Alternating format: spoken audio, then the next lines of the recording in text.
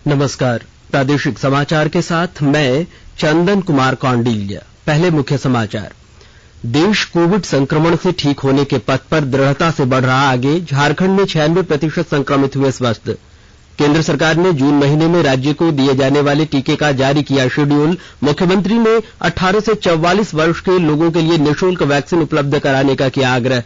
नक्सलियों के खिलाफ चलाए जा रहे अभियान में पुलिस को मिली बड़ी सफलता। गिरिडीह में 5 लाख रुपए का इनामी नक्सली ने किया आत्मसमर्पण। और देश भर में इस वर्ष सामान्य बारिश का पूर्वानुमान। झारखंड में 12 से 15 जून के बीच मानसून के प्रवेश की संभावना। और अब समाचारों से पहले एक जरूरी संदेश। कोविड मरीजों की संख्या लगातार बढ़ रही है। श्रोताओं से अपील है कि कोई भी कोताही न बरतें, सुरक्षा के सभी उपायों का पालन करें और 18 वर्ष से अधिक आयु के सभी लोग निसंकोच टीका लगवाएं। 18 से 44 आयु वर्ग के लोगों का टीकाकरण 1 मई से ही शुरू हो गया है। 3 आसान उपायों का पालन करें और सुरक्षित रखें। मास्क पहने, 2 गज की दूरी है जरूरी, सुरक्षित दूरी बनाए रखें, हाथ और मुंह साफ रखें और टीका लगवाएं। लोगों को कोविड से संबंधित जानकारी देने और उनके मार्गदर्शन के लिए राष्ट्रीय हेल्पलाइन कार्यरत है। इसका नंबर है 011-2397-8046 और 1075। इसके अलावा राज्य हेल्पलाइन नंबर 104 डायल कर समस्या का त्वरित समाधान लिया जा सकता है। और चलते हैं अब समाचारों की ओर। प्रधानमंत्री नरेंद्र मोदी केंद्रीय माध्यमिक शिक्षा बोर्ड की 12वीं की कक्षा की परीक्षाओं के बारे में उच्च स्तरीय बैठक की अध्यक्षता कर रहे हैं। परीक्षा के संदर्भ में विद्यार्थियों और की अपेक्षाओं को देखते हुए यह महत्वपूर्ण बैठक है। इससे पहले केंद्र सरकार ने बताया था कि 12वीं कक्षा की बोर्ड की परीक्षा के बारे में 1 जून को फैसला किया जाएगा। हालांकि कल उच्चतम न्यायालय ने अटॉर्नी जनरल ने इसके लिए 2 दिन का और समय मांगा था। इधर देश में कोरोना महामारी पर नियंत्रण पाने के पथ पर दृढ़ता से आगे बढ़ रहा है। संक्रमण से ठीक होने की दर बढ़ने के साथ ही कुल सक्रिय मामलों की संख्या में लगातार कमी आ रही है। लगातार 19वें दिन नए मामलों की तुलना में स्वस्थ होने वाले मरीजों की संख्या अधिक हो गई है। वहीं पिछले 24 घंटे में 2,55,000 से अधिक मरीज स्वस्थ हुए हैं और स्वस्थ होने की दर 92.09% हो गई है। वहीं झारखंड में पिछले 24 घंटे में 831 नए कोरोना संक्रमित मिले हैं, जबकि 1816 लोग स्वस्थ भी हुए हैं। इसके साथ ही राज्य में कोरोना रिकवरी रेट बढ़कर 96% हो गया है। हालांकि राज्य में मृत्यु दर राष्ट्रीय औसत से अब भी अधिक है, जो चिंता का विषय है। केंद्र सरकार ने जून महीने में राज्य को दिए जाने वाले टीके का शेड्यूल जारी कर दिया है। स्वास्थ्य विभाग के नोडल पदाधिकारी सिद्धार्थ त्रिपाठी ने बताया कि 45 वर्ष से अधिक आयु वर्ग के लोगों के लिए राज्य में टीकाकरण अभियान तेज किया जाएगा। उन्होंने कहा कि जून महीने में प्रतिदिन 1 लाख से अधिक लोगों के टीकाकरण का लक्ष्य निर्धारित किया गया है। श्री त्रिपाठी ने बताया कि केंद्र सरकार से 15 जून तक 3,33,000 से अधिक डोज मिलेंगे।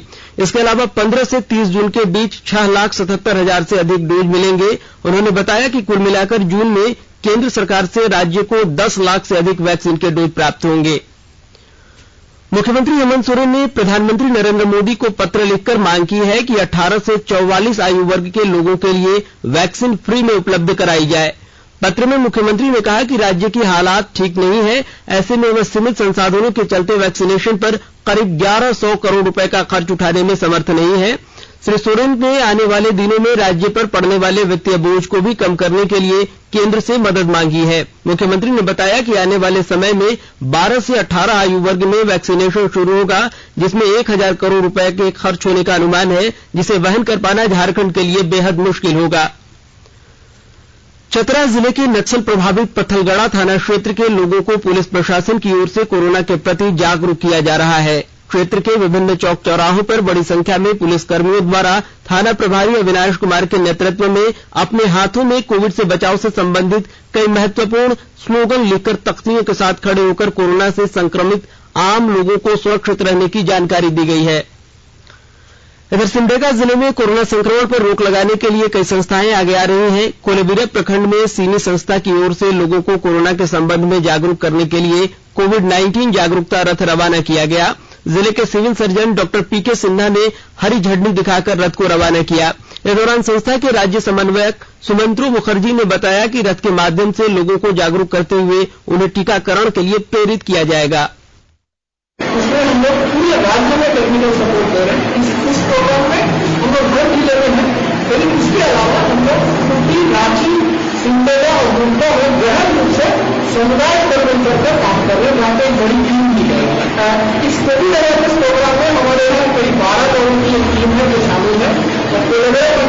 सभी 11 पंचायत को इसमें कवर किया जाएगा, जिसमें कोविड से कैसे बचा जाए ये भी देखा जाएगा और कोविड का उपचार की जो सेवाएं उससे समुदाय को कैसे जोड़ा जाए, लोगों में वैक्सीनेशन के प्रति जो डर है उसको कैसे दूर किया जाए, इन मुद्दों पर यूरोप के जरिए और इस सेंटर के जरिए दोनों तरह से काम किया जाए। केंद्र सरकार कोविड-19 महामारी के दौरान नागरिकों की सुविधा के लिए बनाई गई राष्ट्रीय स्तर की 4 हेल्पलाइन के बारे में जागरूकता पैदा कर रही है। सूचना और प्रसारण मंत्रालय अपने विभिन्न विभागों के जरिए इन हेल्पलाइनों के बारे में जागरूकता को बढ़ावा दे रहे हैं। विभिन्न हेल्पलाइन नंबर इस प्रकार हैं: कोविड संबंधी सवालों का जवाब देने के लिए स्वास्थ्य और परिवार कल्याण मंत्रालय की हेल्पलाइन 1075, महिला और बाल विकास मंत्रालय की चाइल्ड हेल्पलाइन 1098, वहीं मनोवैज्ञानिक सहायता के लिए राष्ट्रीय मानसिक स्वास्थ्य और न्यूरो साइंसेज संस्थान निम्हांस की हेल्पलाइन 08046110007, कोविड-19 से जुड़ी किसी भी समस्या के लिए राष्ट्रीय हेल्पलाइन नंबर 01123978046 या 1075 और राज्य हेल्पलाइन नंबर 104 डायल कर समस्या का त्वरित समाधान लिया जा सकता है। आकाशवाणी के ताजातरीन समाचारों के लिए आप हमारी वेबसाइट newsonair.com पर लॉग ऑन कर सकते हैं। ताजा समाचार Twitter handle @AIR News Alerts और Facebook page all India radio news पर भी उपलब्ध है। आप प्रादेशिक समाचार एकांश के ट्विटर हैंडल @AIR News_Ranchi और फेसबुक पेज तथा YouTube channel AIR News Ranchi पर भी हमारे बुलेटिन सुन सकते हैं। प्रादेशिक समाचार आप आकाशवाणी रांची से सुन रहे हैं और अब पेश है कोरोना से बचाव के कुछ संदेश।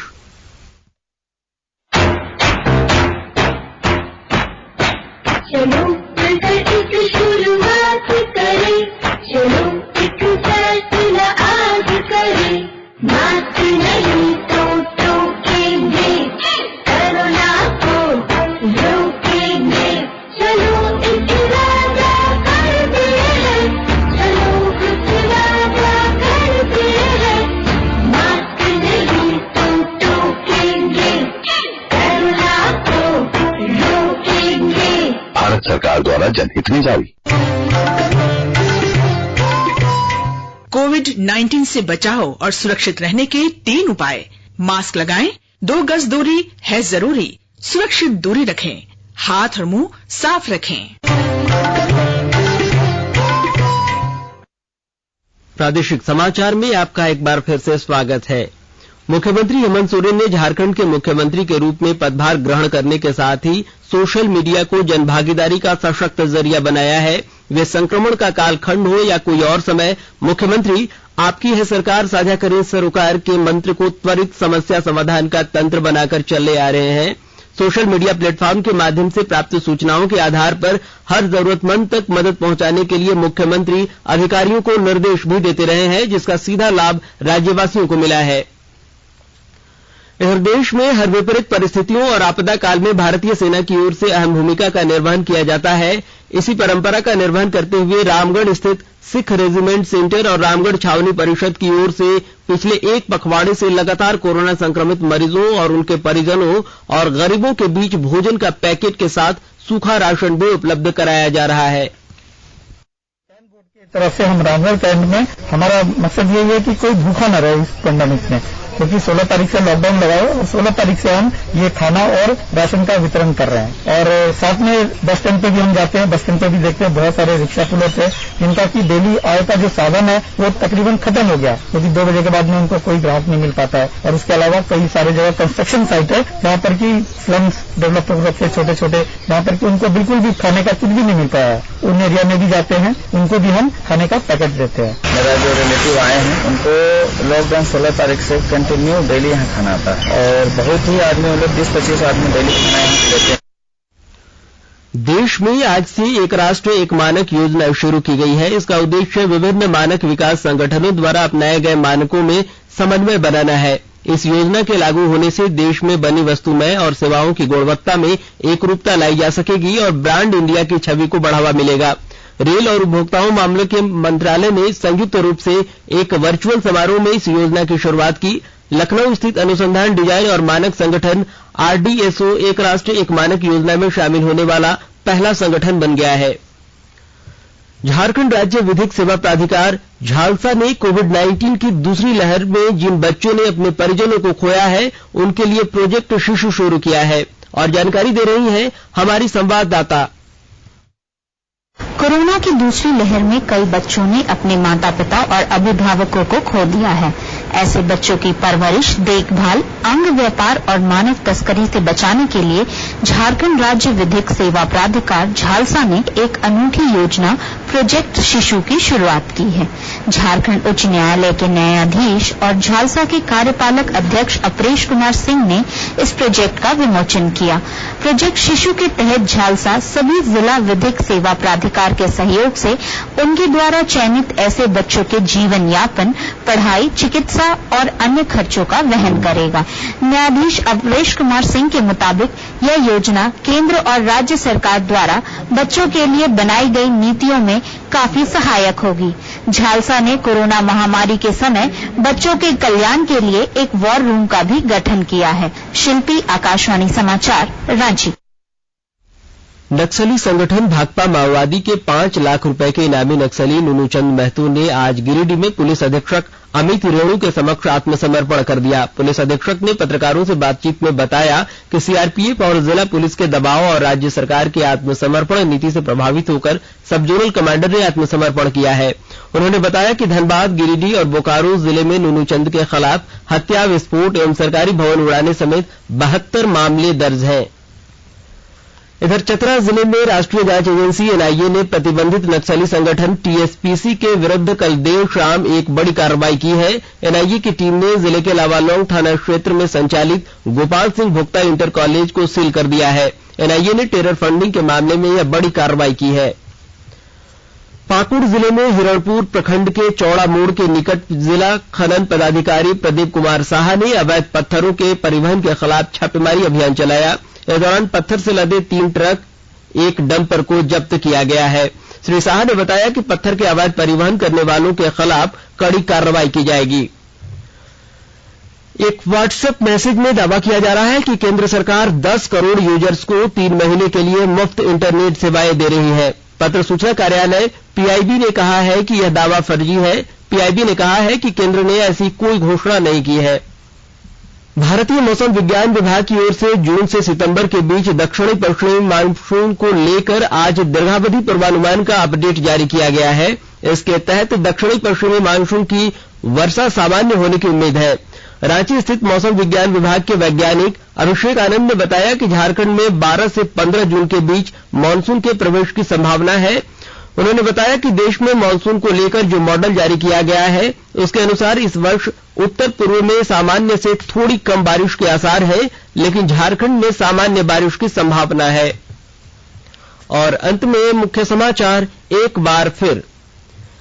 देश कोविड संक्रमण से ठीक होने के पथ पर दृढ़ता से बढ़ रहा है आगे। झारखंड में 96% संक्रमित हुए स्वस्थ। केंद्र सरकार ने जून महीने में राज्य को दिए जाने वाले टीके का जारी किया शेड्यूल। मुख्यमंत्री ने 18 से 44 वर्ष के लोगों के लिए निःशुल्क वैक्सीन उपलब्ध कराने का किया आग्रह। नक्सलियों के खिलाफ चलाए जा रहे अभियान में पुलिस को बड़ी सफलता मिली है। गिरिडीह में 5 लाख रुपए का इनामी नक्सली ने किया आत्मसमर्पण। और देश भर में इस वर्ष सामान्य से बारिश का पूर्वानुमान। झारखंड में 12 से 15 जून के बीच मानसून के प्रवेश की संभावना। और इसके साथ ही आकाशवाणी रांची से प्रादेशिक समाचार का यह बुलेटिन समाप्त हुआ। नमस्कार। घर में रहिए, सुरक्षित रहिए और सुनते रहिए आकाशवाणी।